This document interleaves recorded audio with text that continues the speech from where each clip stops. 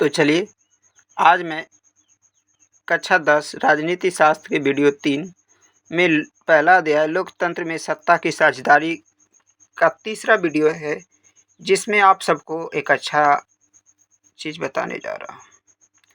इससे पहले मैंने बताया कि भारत में मुख्य रूप से जो हमारे बीच अंतर देखा जाता है, उसका मेन कारण है, स्वाभाविक रूप से मेन कारण है जाति, न तो धर्म, जाति, धर्म और न तो लिंग। ये तीन चीज़ें मेन रूप से है। जाति के आधार पर भेदभाव देखा जाता है, धर्म के आधार पर देखा जाता है और लिंग यानी स्त्री पुरुष के आधार पर देखा जाता है। लेकिन इसके अलावे कई ऐसे कारक भी हैं जिसके आधार पर हमारे देश में भेदभाव देखी जाती है, जैसे कि जगह के आधार पर, निवास स्थान के आधार पर कि वो कहाँ का है, इसके आधार पर भी भेदभाव देखे जाते हैं। और इसका शिकार कई गरीब भैया के माध्यम से आपको मैंने बताया कि किस प्रकार से यहाँ विशेष क्षेत्र के लोग जब अलग जगह कमाने जाते हैं तो उनके साथ गलत व्यवहार की जाती है। आज मैं उसी का और आगे बढ़ाऊंगा। और मैंने ये भी बताया था कि केवल ये हमारे देश में ही नहीं होती है, बल्कि अन्य देश में भी होती है। जैसे मैंने अभी आपको मैक्सिको के ओलंपिक में जो विरोध जो हुआ था, वो नस्ल के आधार पर था। तो यानी कहने का मतलब है, विरोध जो होता है वो नस्ल के आधार पर भी होता है कि हमारा वंश जो है, अरे मैं कुलीन वंश, मेरा जो वंश है बहुत अच्छा है और बाकी सब घटिया किस्म का है, वो कुछ नहीं कर सकता।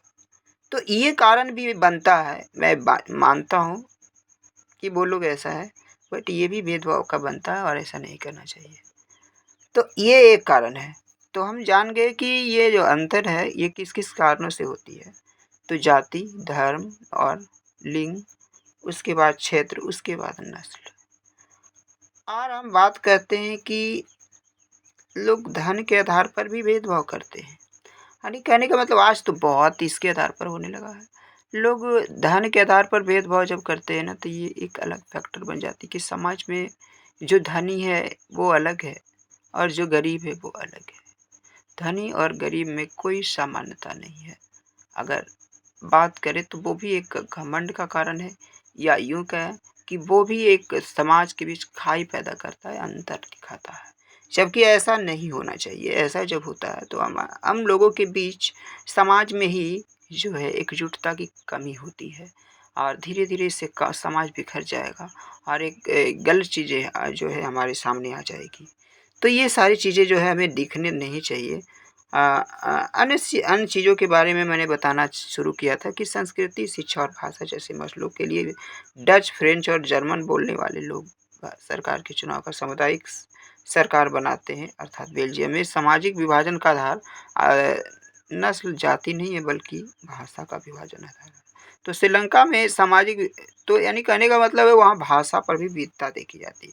तो अब हमने इस प्रकार से बहुत कुछ हमने जाना कि वो जो हमारे समाज में वो जो विविधता पाई जाती है, एक दूसरे के बीच एक दूसरे के लोग जो अंतर देखते हैं कि ये अलग है, ये अलग है, ये किस किस आधार पर होती है। तो मैं इसी चीज़ों के बारे में आपको बता रहा था कि सबसे पहले मैंने बताया था कि ये जाति के आधार पर भेदभाव देखी जाती है। किसके कारण से? कारण क्या है इसका? कारण क्या है? भेदभाव का कारण क्या है? भेदभाव का कारण क्या है हमारे समाज में? वो पहला है जाति, और दूसरा है धर्म, और तीसरा क्या है? धर्म, जाति, धर्म और लिंग है, लिंग। और उसके बाद चौथा हमने बताया, वो बताया क्षेत्रवाद की समस्या है। और हमने पांचवा बारे में चर्चा किया, जो इस प्रकार से मैंने बताया कि पांचवा जो है नस्ल के आधार पर भी भेदभाव की जाती है। नस्ल जो कि विदेशों में बेल्जियम के में हमने बताया कि ये भेदभाव का कारण नस्ल था। और हमने आगे चर्चा किया कि भाषा के आधार पर भी भेदभाव हमारे समाज में देखी जाती है, भाषा के आधार पर। चलिए, एक एक जो है भेदभाव भाषा के आधार पर देखी जाती है, ये भी भेदभाव का कारण है, ठीक है। तो ये भाषा का आधार पर भी भेदभाव की जाती है। तो ये सब कुछ कुछ कारण हम आपको अभी तक चर्चा किए हैं। अब हम आगे चर्चा करते हैं कि श्रीलंका जैसे देश में ये समस्या जो है सामाजिक विभाजन क्षेत्रीय और सामाजिक दोनों स्तर पर होता है। श्रीलंका में अन्य क्षेत्र में भी कि किस जगह का है तो उसके आधार पर भी भेदभाव की जाती है, और समाज में भी कि इस समाज प्राणी से है तो इसी आधार पर भी। परंतु भारत में विभाजन बिल्कुल जटिल है। उत्तर भारतीय की संस्कृति और दक्षिण भारत की संस्कृति में यहाँ बहुत बड़ा अंतर है। भाषाई अंतराल भी बड़ा है, अलग बात है। जाति के आधार पर भी संघर्ष और तनाव यहाँ एकदम है। अगड़ी जातियाँ और पिछड़ी जातियाँ के बीच लगातार यहाँ टकराव होती रहती है। पिछड़ी जातियाँ और दलित के बीच भी अपनी अपनी समाज मतलब कि भेदभाव की नीति अपनाए हुए हैं। बिहार के हालत में दलित और महादलित की भी एक नया निर्धारित हुआ है जो द्वंद्व का कारण बना है। स्वाभाविक है कि यहाँ जितना अगर हम अपने आप को समाज में बांटेंगे, जाति में बांटेंगे, जितना छोटा छोटा चीज़ हम करेंगे समाज में उतना ज़्यादा भेदभाव पैदा होगा और हमारा समाज उतना ज़्यादा बिखरेगा। इसलिए इन सभी चीज़ों को हमें नहीं करना चाहिए और हम सब मिल कर के रहें, जिससे समाज में शांति आए, उन्नति को की ओर आगे बढ़े। तो सामाजिक भेदभाव की उत्पत्ति, विभिन्नताओं में सामंजस्य, टकराव और लोकतंत्र के बदलते स्वभाव के बारे में हमने आपको विस्तार से चर्चा कर रहे हैं। अब हम चाहते हैं कि मुद्दा नंबर 1 में आ जाए। मुद्दा नंबर 1, हमारे संविधान के अनुच्छेद 19 में सभी नागरिकों की स्वतंत्रता का मूल अधिकार दिया गया है। जैसा कि बताया गया है हमारे संविधान के अनुच्छेद 19 स्वतंत्रता का मूल अधिकार है। सभी नागरिकों को स्वतंत्रता, सभी नागरिकों की स्वतंत्रता का अधिकार।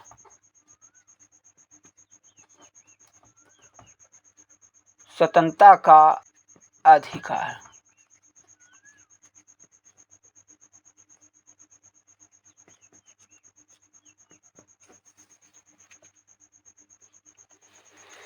सभी नागरिकों की स्वतंत्रता का अधिकार। आइए हम अब जो है इसके माध्यम से जानते हैं कि संविधान में तो ऐसा बना दिया गया, सरकार तो बना दी है अनुच्छेद 19 सभी नागरिकों के लिए स्वतंत्रता का अधिकार। भारत के राज्य क्षेत्र में कहीं भी अगर कोई जाता है तो रह सकता है, वहाँ बस करके कोई काम धंधा कर सकता है, व्यवसाय कर सकता है, कारोबार कर सकता है। ये बनाया हुआ है हमारे संविधान में। इसी प्रकार से अनुच्छेद 15 में भी कुछ कुछ बातें दी गई है जिसके बारे में हम आपको अभी चर्चा करते हैं कि भारतीय संविधान के अनुच्छेद 15 में संविधान जो है तो ये संविधान के अनुच्छेद 15 में जो है कुछ चर्चा दी गई है कि धर्म, वंश, जाति या जन्म के स्तर पर भेदभाव नहीं किया जाना चाहिए। जाति, धर्म, वंश या जन्म स्थान के आधार पर भेदभाव नहीं किया जाना चाहिए। जन्म स्थान के आधार पर भेदभाव का निषेध किया गया।